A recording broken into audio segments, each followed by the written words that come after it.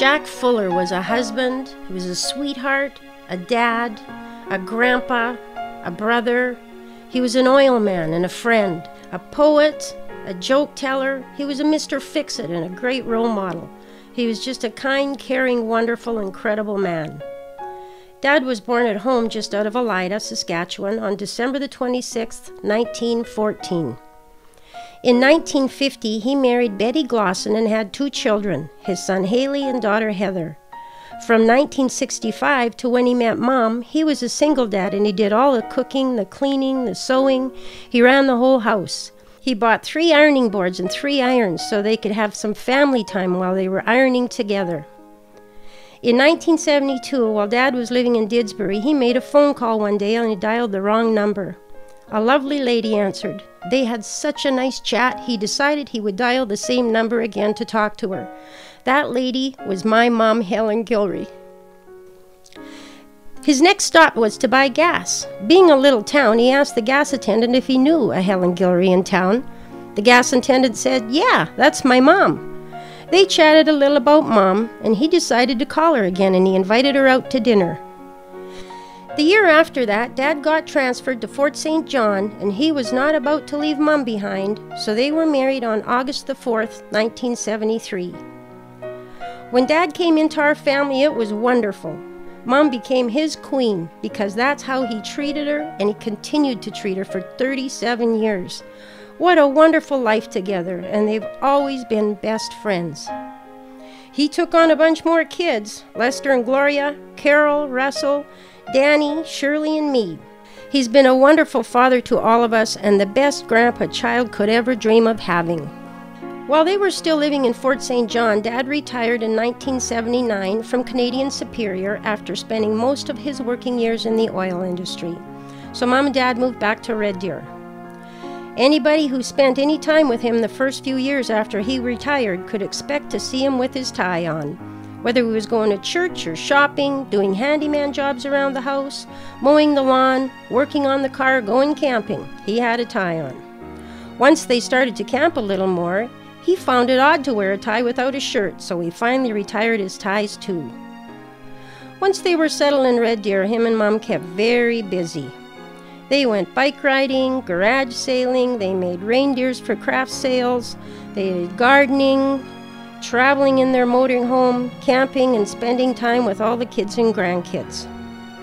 Dad was a great cook, too. He was always in the kitchen. And as a team, Mom and Dad made the best roast beef and turkey dinners you ever tasted. He was a fabulous dancer. He loved to dance. They made a great team on the dance floor, and other people would stand and watch them and comment on how beautiful they danced together. He was a very patient man. Not much upset him. Well, maybe a box of tangled hangers. If a grandchild were to get an oily handprint on the wallpaper of their home, he wouldn't even be upset. He'd just hang a little picture frame around it to make sure you noticed the little hand. And if a grandchild was crying, he would take the baby, he'd bend over and he'd swing his hands back and forth, rocking the baby to sleep no matter how long it took. Must have killed his back.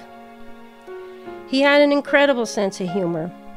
He tried these glasses to see if these eyes would work any better. If you were with him, there was laughter, even when you were in a serious conversation, because he would think of a joke to tell at some point. He just loved to have fun. He truly was a man of many hats. His skills were very versatile. When I was a single mom and they were coming for a visit, they would call and Dad would say for me to make a list of all the jobs around the house and things that had to be fixed. He'd bring all his tools, and when they left my place was as good as new. He could pretty much do anything from plumbing to electrical work. Some of you probably don't know he loved to ride horseback, and to my knowledge, he never fell off. I guess that's because he was wearing real cowboy boots. He did a stint in modeling once in beachwear. He won an Olympic medal at the Redwoods Olympics. He also won the Best Sportsman Award, which once again shows his gentlemanly character. He was extremely intelligent, and he loved to sit and talk about politics and what was happening in the world around him. He always said he was finding a way to solve the world's problems. and may have been able to if he'd been given a chance. He loved to read, and he read pretty much everything he got his hands on as long as it was true and not a novel. There were not very many words he did not know the meaning of, and if he didn't, he referred to his favorite book, the dictionary. Once he could not read anymore due to poor eyesight, he would call to have information looked up on the internet if he wanted to know anything at all. He had a photographic memory. I'm sure every poem he ever heard he could recite back. He was a great poet. He must have known hundreds of poems, and some were right back to his grade school. Even after 38 years of hearing his poetry, he would still recite poems I'd never heard before. And he was the same with his jokes. He knew hundreds and had a joke for every occasion. And he didn't just tell them, he had a knack for telling them. Everyone loved his jokes and poems. Some of his favorites you might have heard several times, but he told them so well it would be just as funny every time. And then there was his favorite line to say. Blessed are those who do not say, you've told that story 3 times today. He gave up his driver's license on his own once his eyesight began to fail, but still managed to scoot around on his own somewhat, and Mom took over the driving. Dad never complained about anything. While he was in the hospital, he said to me, I don't need a Thanksgiving Day. I give thanks every day. And he did. He was one of the most grateful people I have ever known. He often said there were 3 very important things in life: a good relationship with the Lord, a good night's sleep, and a good bowel movement. I want to say thanks, Dad, for having a good relationship with the Lord, because now we know where to find you. I hope by now you have new eyes so you can read again and see all the things you've been missing. I hope you can hear again and have some great visits. I hope you have a nice strong heart and legs so you can tear around again and go for nice long walks like you used to. Thanks, Dad, for being the best husband ever for Mom and for giving her all those years of happiness. Years of adventure and fun. Years of love and kindness. Years of security and comfort. And years of making her life so special.